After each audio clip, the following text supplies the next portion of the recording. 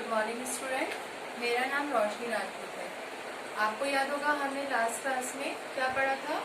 हमने last class में depreciation हराज पढ़ा था। उसमें मैंने आपको डेप्रिशिएशन का अर्थ, उसकी परिभाषा और उसकी विशेषताएं बताई थी। अब आप लोग मुझे बताइए कि डेप्रिशिएशन से क्या आशय होता है। Very good. डेप्रिशिएशन से आशय संपत्तियों का निरंतर उपयोग करने से होने वाले मूल्य में जो कमी होती है उसे डेप्रिशिएशन कहते हैं। आप बताइए डेप्रिशिएशन को और हम किस नाम से बुला सकते हैं। बहुत अच्छे। डेप्रिशिएशन को हम अपक्षय या घर्षण भी कहते हैं। अच्छा, आप मुझे बताइए कि अगर आपने कोई संपत्ति ली तो आप उसका डेप्रिशिएशन कैसे निकालेंगे, उसकी वैल्यू कैसे आपको मालूम चलेगी। कोई बात नहीं, यही मेरा आज का टॉपिक है, हराज की पद्धति या डेप्रिशिएशन के मेथड्स।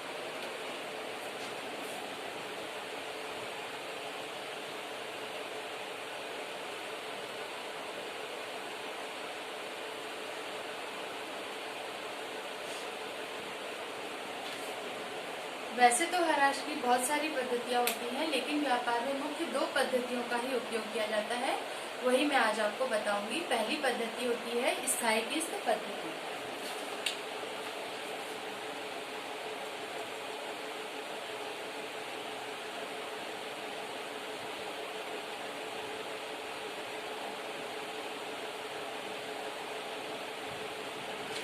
इस नाम से आपको क्या समझ में आ रहा है। स्थायी किस्त पद्धति। स्थायी हमने पहले भी पढ़ा है। स्थायी शब्द का उपयोग मतलब क्या होता है, फिक्स। उसी तरह स्थायी किस्त पद्धति का मतलब होता है कि एक फिक्स अमाउंट होता है, वही हर साल हम संपत्ति के मूल्य में से माइनस करते हैं।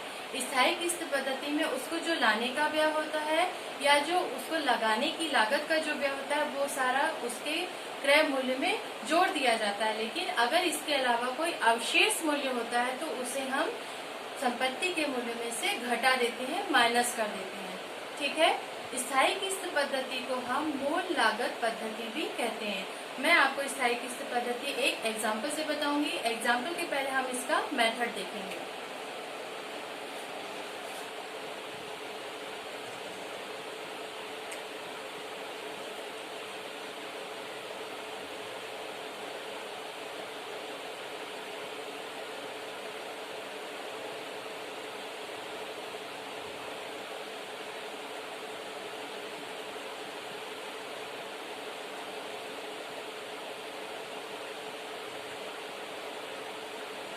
स्थायी किस्त पद्धति की विधि होती है संपत्ति का मूल्य माइनस अवशेष मूल्य अपॉन उपयोगी जीवन काल। इसका एग्जाम्पल है, मान लीजिए आपकी संपत्ति का मूल्य 40,000 रुपए है, उसका अवशेष मूल्य 4,000 दिया गया है और उपयोगी जीवन काल 10 साल का है। सबसे पहले हम स्थायी संपत्ति के मूल्य में से अवशेष मूल्य को घटाएंगे। आपकी वैल्यू आएगी 3600। अब हम उपयोगी जीवन काल को इसमें से भाग करेंगे।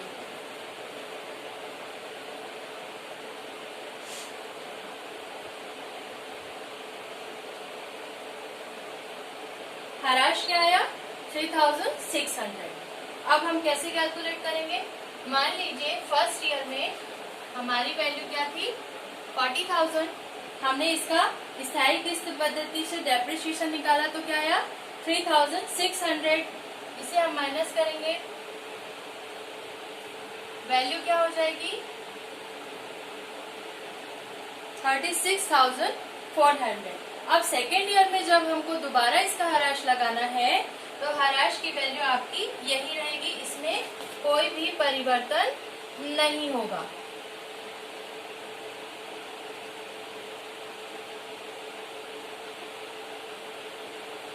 समझ में आया आपको, क्लियर है।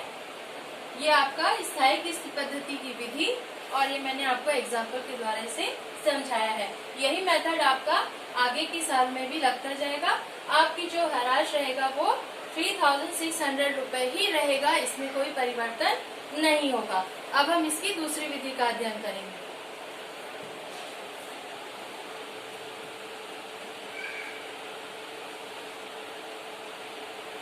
इसकी दूसरी पद्धति है घटती किस्त पद्धति।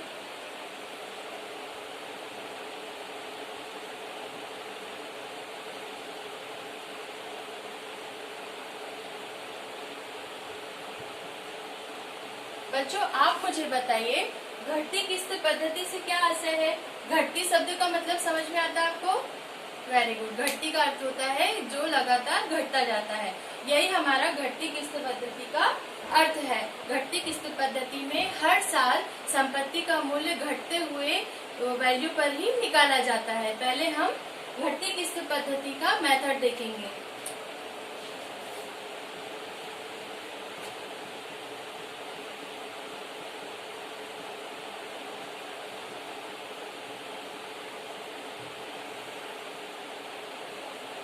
घटती किस्त पद्धति का मेथड होता है संपत्ति का मूल्य इंटू दर अपॉन 100। मान लीजिए आपकी संपत्ति की वैल्यू है 70,000, उस पर दर दी गई है 10%।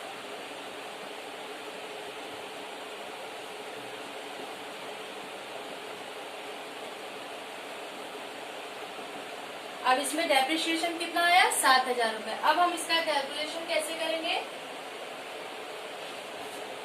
फर्स्ट ईयर में 70,000 माइनस 7,000 आपकी वैल्यू आ जाएगी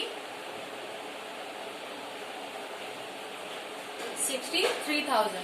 अब जब हमें नेक्स्ट ईयर इसको कैलकुलेट करना है तो हमारी ये वाली वैल्यू चेंज हो जाएगी। हम किस पे डेप्रिसिएशन निकालेंगे? इस पर निकालेंगे। तो यहाँ पर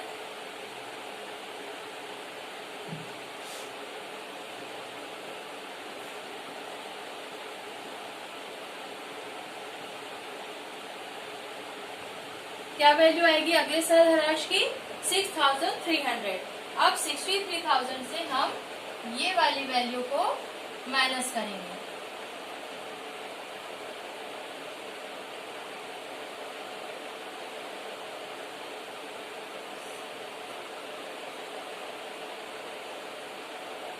ये आपकी वैल्यू आएगी। अब आगे के भी साल में हमें ऐसे ही डेप्रिसिएशन निकालना है। ये जो वैल्यू आई है इसका 10% निकालेंगे। इसी तरह जो घटता हुआ मूल्य होगा उस पर हम घटती किस्त पद्धति के आधार पर डेप्रिसिएशन का कैलकुलेशन करेंगे। क्लियर है आपको?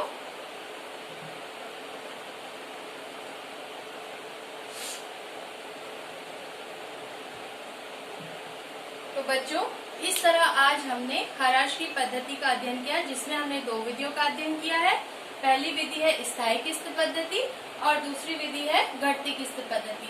अब मैं आप लोगों से इससे रिलेटेड कुछ क्वेश्चन करूंगी।